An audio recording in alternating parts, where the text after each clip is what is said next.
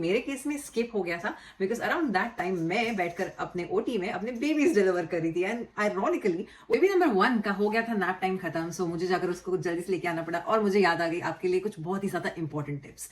And मैंने किस stage पर अपने एम्प्लॉयर को बताया कि आई एम प्रेग्नेंट एंड मैंने अपनी प्रेगनेंसी कैसे मैनेज की, मैंने अपनी ज़्यादा इंपॉर्टेंट स्कैन भी होगी। अब इसमें से काफ़ी सारे लोग मुझे ये बोलेंगे कि उनके केस में एक ज़्यादा इंपॉर्टेंट स्कैन होती है बिकॉज इस स्कैन में आपका सारा कुछ बेबी का चेक किया जाता है। कोई भी इमरजेंसी होती है तो आपने कहाँ पर जाना है, आपने किससे सपोर्ट लेना है, क्योंकि हर एक लेवल ऑफ इमरजेंसी को डिफरेंट डिफरेंट डिपार्टमेंट डील कर।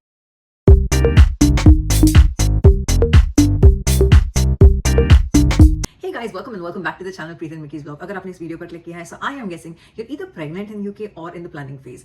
Either ways, I just want to wish you all the best सबसे पहले because you are going to start the most beautiful journey of your life. So I just want to wish you good luck for this beautiful ride. Well, in this video, I will be sharing with you step-by-step process how you can manage your pregnancy journey in the UK because pregnancy काफ़ी ज़्यादा challenging भी हो सकती है and काफ़ी कुछ नई चीज़ें सीखने को मिलती है प्रेगनेंसी में। सो मैंने सोचा कि जो भी मैंने सीखा अपनी प्रेगनेंसी के दौरान, जो भी मैंने अंडरस्टैंड किया, उससे मैं आप लोगों की भी हेल्प कर सकूं। So I will be sharing all the information step by step in this video कि NHS के थ्रू क्या क्या प्रोसेस होता है, कौन से स्टेज पर कौन सी चीज़ होती है, इससे होपफुली आप सबकी हेल्प हो सके। And make sure to watch till the end because ये काफ़ी ज़्यादा इन्फॉर्मेटिव वीडियो होने वाली है। Before we go into the video, मुझे कमेंट्स में एक चीज़ लिखकर बताओ कि ऐसी कौन सी सबसे ज़्यादा सरप्राइजिंग चीज़ आपने सुनी है अबाउट प्रेगनेंसी इन UK और abroad. I would love to know that, so let me know in the comments and let's get back to the video. So आपकी प्रेगनेंसी जर्नी में सबसे पहला स्टेप आपका होगा finding out that you're pregnant with your urine pregnancy test in the UK। So जैसे अगर आपको positive pregnancy test आ जाता है, आप आपके GP को बताएंगे कि that you are pregnant and you're expecting a baby soon, so वो आपको allocate कर देंगे midwife। आपके GP की एक midwife होगी, वो आपके साथ में assign हो जाएगी एंड आपके लिए अपॉइंटमेंट बुक करी जाएगी उसके बाद में। सो ये आपका सबसे पहला स्टेप होगा जो आपको करना है कि आपको अपने GP को बताना है that you are pregnant and फिर वो आपको असाइन कर देंगे मिडवाइफ और फिर आगे मिडवाइफ आपका सारा ख्याल रखेगी एंड आपको सारी इन्फॉर्मेशन देगी क्या करना है क्या नहीं करना। अगर आप अभी तक वीडियो देख रहे हैं तो आई रियली होप कि आपको ये वीडियो पसंद आ रही है। अगर पसंद आ रही है तो प्लीज लाइक करना, इसी से क्रिएटर को मोटिवेशन मिलती है to come back with more helpful videos for you guys and YouTube को पता लगता है that you are finding it helpful, so इससे आपके जैसे और लोगों के साथ में भी डिस्ट्रीब्यूट किया जाता है। So please do hit like and subscribe to the channel. फिर जो आपका नेक्स्ट अपॉइंटमेंट होगा वो सबसे ज्यादा इंपॉर्टेंट और काफी ज्यादा लंबा अपॉइंटमेंट होगा। वो होगा आपका सबसे पहला अपॉइंटमेंट विथ योर मिडवाइफ, जो कि होगा between 8 to 10 weeks of your pregnancy. इस दौरान आपको बुलाया जाएगा ऑन योर मिडवाइफ अपॉइंटमेंट। फिर इस अपॉइंटमेंट पर आपसे पूछा जाएगा few health related questions, not few but quite a lot of health related questions. फिर आपको आपके लिविंग कंडीशन के बारे में पूछा जाएगा कि आपका लाइफस्टाइल है, आप कैसे लाइफस्टाइल मैनेज करते हैं, कैसे आप प्रेगनेंसी सो फार मैनेज कर रहे हैं। आपको कुछ टिप्स दिए जाएंगे, यूरिन टेस्ट किया जाएगा और आपके कुछ ब्लड टेस्ट भी बुक करे जाएंगे। सो पूरा सारा चेकअप इस अपॉइंटमेंट पर होगा। ये काफ़ी ज़्यादा लंबा अपॉइंटमेंट होता है, सो डोंट बी सरप्राइज। और अगर आपके मल्टीपल बेबीज़ हैं, जैसे कि मेरे हैं, मेरे थे उस टाइम पर प्रेगनेंसी के दौरान और अब मेरे आ चुके हैं, सो काफ़ी ज़्यादा लंबा भी हो सकता है बिकॉज काफ़ी ज़्यादा इन्फॉर्मेशन एक्स्ट्रा हो जाती है विद मल्टीपल बेबीज़। या अगर आपकी कोई प्रेगनेंसी रिलेटेड कोई कॉम्प्लिकेशन है या कोई प्रीवियस हिस्ट्री है, सो उससे रिलेटेड इन्फॉर्मेशन भी आपके साथ में शेयर करी जाएगी। So it becomes longer. So अपने फर्स्ट अपॉइंटमेंट के लिए प्रिपेयर रहे that it's gonna be a very long appointment. बहुत ही ज़्यादा कॉमन क्वेश्चन मुझसे इंस्टाग्राम पर भी और यूट्यूब पे भी पूछा जा रहा था कि how did I manage my pregnancy while working full time and मैंने किस स्टेज पर अपने एम्प्लॉयर को बताया कि आई एम प्रेग्नेंट एंड मैंने अपनी प्रेगनेंसी कैसे मैनेज की, मैंने अपने वर्क के साथ में अपनी प्रेगनेंसी को कैसे मैनेज किया, अपने अपॉइंटमेंट्स कैसे मैनेज की, अपने एक्सपेक्टेशंस, अपने मैनेजर के एक्सपेक्टेशंस को कैसे मैनेज किया। सो अगर आपके भी ये सारे क्वेश्चंस हैं तो प्लीज़ मुझे कमेंट्स में लिखकर बताओ so that I can come back with a detail video for you guys because I know majority of women जो आजकल बाहर रह रही हैं दे आर वर्किंग वुमेन और एक्सपेक्टेशन बहुत ज़्यादा हाई होती है हमसे एंड वो एक्सपेक्टेशन को मीट करना while being pregnant can be quite challenging. So I'm very very willing to share out my information जो भी मैंने यूज़ किया जिससे मुझे हेल्प हुई। सो अगर इस चीज़ के बारे में आप जानना चाहते हैं so please let me know in the comments and I come back with the detail video for you. At this stage majority लोग ये करते हैं कि अपना मोबाइल नंबर जो कि है मिडवाइफ के साथ में एक्सचेंज कर लेते हैं सो दैट अगर कोई भी कॉम्प्लिकेशन होती है, कोई भी क्वेश्चन होते हैं, कोई भी अनएक्सपेक्टेड चीज़ होती है, वो आप अपने मिडवाइफ को पूछ सकते हो और उससे कंसल्टेशन वगैरह कर सकते हो। इसके अलावा वो आपको मोबाइल नंबर्स भी देंगे कि अगर कोई भी इमरजेंसी होती है तो आपने कहाँ पर जाना है, आपने किससे सपोर्ट लेना है, क्योंकि हर एक लेवल ऑफ इमरजेंसी को डिफरेंट डिफरेंट डिपार्टमेंट डील करते हैं। अगर आपकी इमरजेंसी 17 वीक से पहले हो रही है तो कोई डिफरेंट डिपार्टमेंट में जाना होता है आपको। अगर आपकी इमरजेंसी 17 वीक्स के बाद में हो रही है तो कोई डिफरेंट डिपार्टमेंट में जाना है आपको। तो वो आपको एक पूरी एक जर्नल दे देंगे वो एक ग्रीन कलर की बुक, हमारे यहाँ पे ग्रीन कलर की होती थी, मुझे नहीं पता कि इंग्लैंड या स्कॉटलैंड में कौन से कलर की होती है, बट एक बुक देंगे जिसके अंदर आपके सारे इंपॉर्टेंट नंबर्स होंगे। वो नंबर्स को अंडरस्टैंड कर लेना कि कहाँ पर आपने रिंग करना है, अगर भगवान ना करे कोई भी इमरजेंसी होती है आपकी तो आपने कहाँ पर जाना है। बिकॉज ये हमारे केस में काफ़ी ज़्यादा हैंडी हुआ था, क्योंकि हमें थोड़ी कॉम्प्लिकेशंस आई थी and it was different departments dealing with different situations. And काफ़ी ज़्यादा इंपॉर्टेंट है ये समझना कि कौन से स्टेज पर कौन सा डिपार्टमेंट रेलिवेंट होगा, कौन आपकी हेल्प कर सकता है और कौन आपको सपोर्ट कर सकता है। बिकॉज ये काफ़ी ज़्यादा क्रिटिकल टाइम हो सकता है and you really need to know कि कहाँ पर आपने जाना है। बिकॉज स्पेशली जैसे कि हमारे केस में हॉस्पिटल ही इतना काफ़ी ज़्यादा बड़ा था, तो आपको पता होना चाहिए कि कौन से डिपार्टमेंट में आपने जाना है या कहाँ पे फ़ोन करना है, नहीं तो you can really get stress. So इस चीज़ को डेफिनेटली अपने फर्स्ट अपॉइंटमेंट में क्लियर करें, पता करें कि कौन से इंपॉर्टेंट फ़ोन नंबर्स हैं इमरजेंसी के लिए, ट्रियाज का क्या प्रोसेस होगा, भगवान ना करे कोई इमरजेंसी होगी तो आपको कहाँ पर दिखा जाएगा, कैसे आपको ट्रियाज करा जाएगा। तो जो सबसे पहली स्कैन आपकी यूके में होगी थ्रू NHS वो है ऑन द 12 वीक्स। अब काफ़ी सारे लोग आजकल अपनी अर्ली प्रेगनेंसी स्कैन्स भी करा लेते हैं just for reassurance, peace of mind, या अगर कोई प्रीवियस कॉम्प्लिकेशंस रही हैं उसकी वजह से, तो वो आप प्राइवेटली भी करा सकते हैं।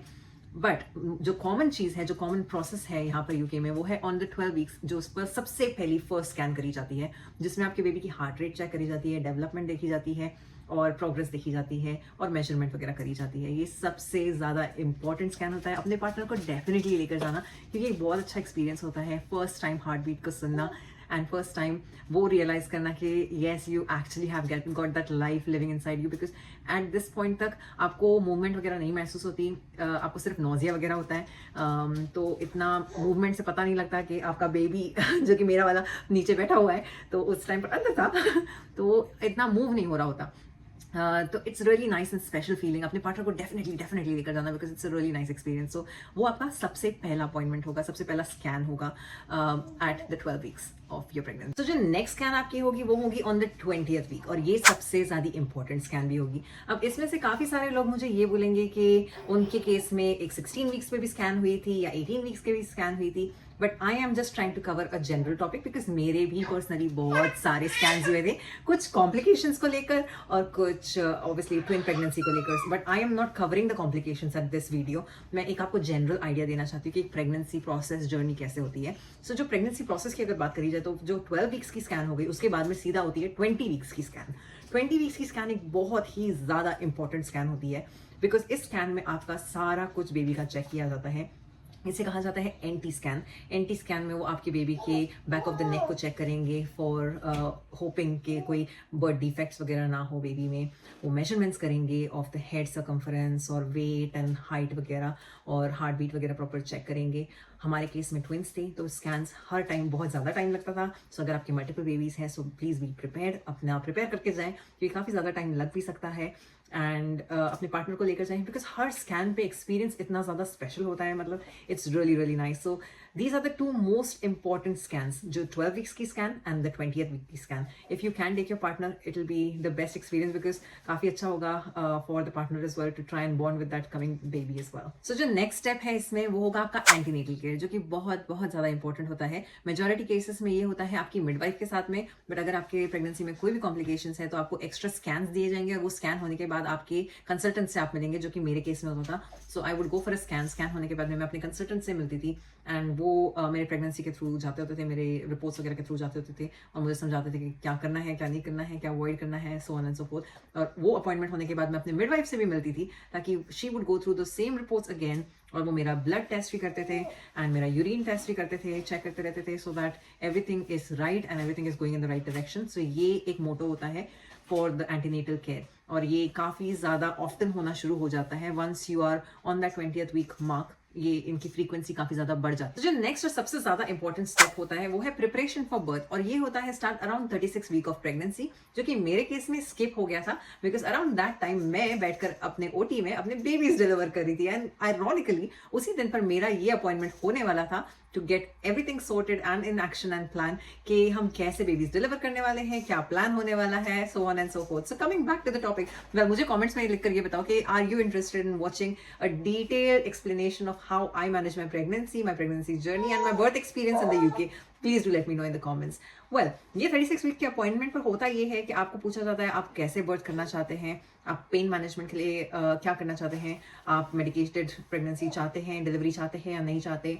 सो आपसे सारा कुछ पूछा जाता है, आपके सारा एक्शन प्लान बनाया जाता है, so that they know how your delivery is gonna go and you know what to expect during the delivery, so that चीज़ें डार्क में ना हो एंड सारा कुछ एक अच्छी तरह प्लान वे में हो। फिर जो नेक्स्ट स्टेप होगा वो सबसे ज़्यादा क्रूशल और इंपॉर्टेंट स्टेप होगा, जो कि आपके अगर लेबर पेन स्टार्ट हो जाते हैं, you have to inform your midwife या रेलेवेंट डिपार्टमेंट, और वो आपको तब बताएंगे कि आपका किस पॉइंट पर आपने पहुंचना है हॉस्पिटल, आर यू रेडी और you are not ready to give birth. So वो आपकी सिचुएशन के अकॉर्डिंगली असेस करके बताएंगे। So this is gonna be your most important step, और अगर आपका ये स्टेप जल्दी आने वाला है तो I just want to wish you all the best. जो अगला स्टेप होगा वो होगा पोस्टनेटल केयर। पोस्टनेटल केयर में डिपेंड करता है कि आपकी डिलीवरी कैसे हुई, आपकी बेबी का सिचुएशन कैसा है, आपका सिचुएशन कैसा है, आप कितना टाइम हॉस्पिटल में स्पेंड करेंगे। फिर आप जब घर आ जाएंगे तो उसके बाद में आपका हेल्थ विजिटर टेक ओवर कर लेता है। वो आपके बार बार आके विजिट्स करते हैं, चेक करते हैं कि बेबी का वेट कैसा है, बेबी की डेवलपमेंट कैसी है। अगर आप डिटेल में वीडियो चाहते हैं कि हेल्थ विजिटर आके क्या चेक करते हैं, क्या इंस्पेक्ट करते हैं, क्या उनकी एक्सपेक्टेशंस होती है, तो मुझे कमेंट्स में लिख के बताओ। I will make a detail video for you because I have had recent experience on that. Baby number 1 का हो गया था नैप टाइम खत्म, सो मुझे जाकर उसको जल्दी से लेके आना पड़ा, और मुझे याद आ गई आपके लिए कुछ बहुत ही ज्यादा इंपॉर्टेंट टिप्स।